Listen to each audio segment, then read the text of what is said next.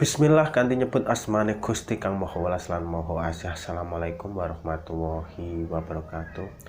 Pernahkah teman-teman mendengar suatu istilah puasa yang di dalamnya adalah puasa nyireh? Puasa nyireh adalah puasa yang dilakukan dengan menyireh atau menyeleksi suatu makanan antara makanan yang bisa kita makan dan tidak bisa kita makan. Contohnya adalah seperti ini teman-teman. Kita misalnya menyukai makanan daging kambing misalnya, tapi dengan puasa nyireh kita tidak memakan daging kambing atau memakan makanan yang lain selain daging kambing. Tapi kecenderungan teman-teman, orang yang puasa nyireh itu cenderung menghindari makanan yang bersifat hewani, dan mereka cenderung makan makanan berasal dari tumbuhan. Tujuannya apa? Tujuan puasa nyireh ini biasanya itu terkait dengan suatu keilmuan atau suatu keinginan atau suatu hajat. Orang yang puasa nyireh itu biasanya lebih mengalir atau lebih berpasrah kepada Tuhan terhadap apa yang dia harapkan. Walaupun mereka menginginkan akan suatu hal, tapi dengan puasa nyireh mereka itu cenderung mencapainya itu dengan berpasrah.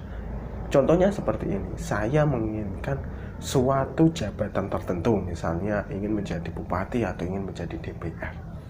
Tapi ketika kita melaksanakan hal untuk menuju ke jenjang bupati atau DPR tersebut, saya menjalankan dengan puasa nyireh. Nanti secara tidak sadar kita akan ditunjukkan jalan-jalan terbaik, bahwa bupati ini memang cocok untukmu, bupati ini tidak cocok untukmu, seperti itu. Dan puasa nyireh itu biasanya akan menghasilkan suatu hasil yang luar biasa, di mana orang yang puasa nyireh ini kecenderungannya itu menjalankannya itu lewat bimbingan seorang guru. Jadi apapun tirakat yang teman-teman lakukan sebaiknya melalui bimbingan seorang guru. Tujuannya apa? Ketika teman-teman memperoleh bimbingan seorang guru, secara tidak sadar guru tersebut itu memantau kinerja spiritual kita, apakah spiritual kita berhasil atau tidak. Dan puasa nyireh ini ada yang melakukan seperti puasa biasa, seperti puasa Ramadan, hanya saja makanannya diganti dengan makanan yang memang tidak disireh. Ada juga yang melakukan tanpa seperti puasa, mereka hanya makan tapi menghindari sesuatu seperti orang diet.